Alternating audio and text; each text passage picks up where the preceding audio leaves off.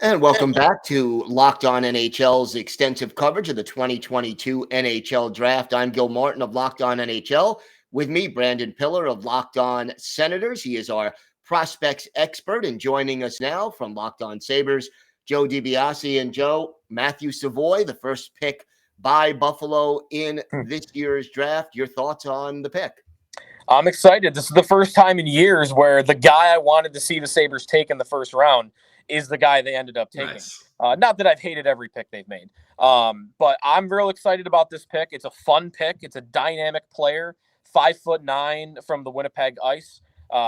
Tons of points, led the WHL in points, and I'm just real excited about the possibility of a centerman that's this dynamic coming into this group, because they've got some centers like Tage Thompson's a center now. Dylan Cousins been really good his first couple of years, and Peyton Krebs showed signs of being good down the middle in his first year with the Sabres. But, the formula has almost seemed to be that if everything works out, they'll be one of those teams where they'll kind of be led by their blue line. Dahlin and Owen Power will be the two that are kind of driving the bus. And they could have like three guys that can develop into second line centers, and that can work. The Islanders have done that at times. Carolina, where they don't have that McKinnon or that McDavid. Right. And I am not saying that I think Matthew Savoie is going to be that, but I do think he steps into the organization with the highest ceiling playing down the middle and the highest ceiling offensively. And I think they needed a player this dynamic in the pipeline. Brandon, 5'9", not very big, but obviously there have been a lot of little guys who have been very successful in the NHL. Does his size, how does that affect his value as a center in the NHL?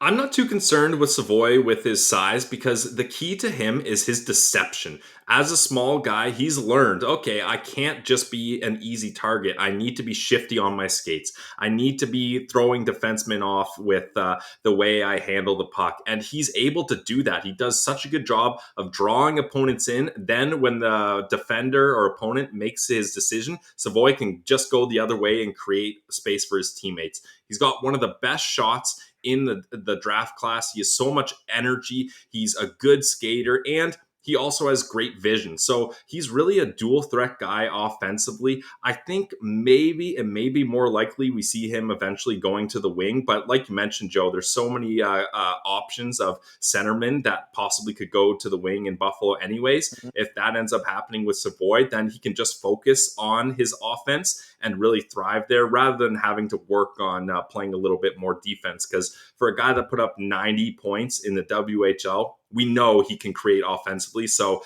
maybe the Sabres will just let him cook offensively and have him on the wing. Does his size affect his ability to play effective defense?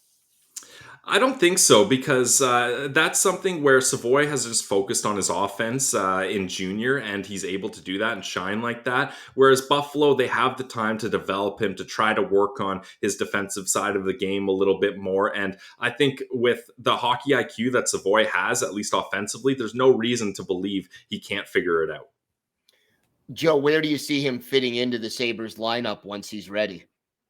I mean, I think when he's ready, and like maybe Brandon, I don't know if you'd agree with this. This is going to be at least 1 year at the WHL. Let him cook down there a little bit, and then maybe he's ready by the 2023-24 season.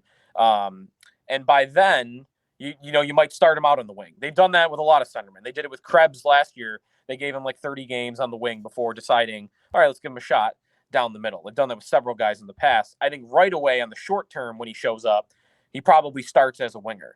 I want to see it with him down the middle at some point, because of the upside of if he can be what he can become, the potential, and he can do it from the center position. I mean, they can really use a guy like that in the organization. I don't think it's a bad result if he turns into, of course, like if he's an 80-point winger, then it's still a great pick.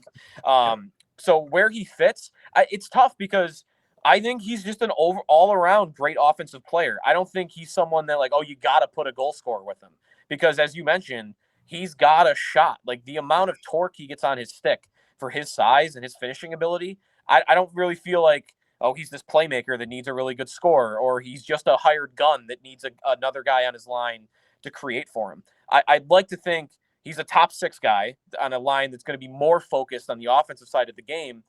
But he feels like someone that could mesh with almost anyone offensively. I get the feeling this is going to be a fan favorite in a few years in Buffalo. Joe, thanks so much for joining us. Thanks for having me, guys.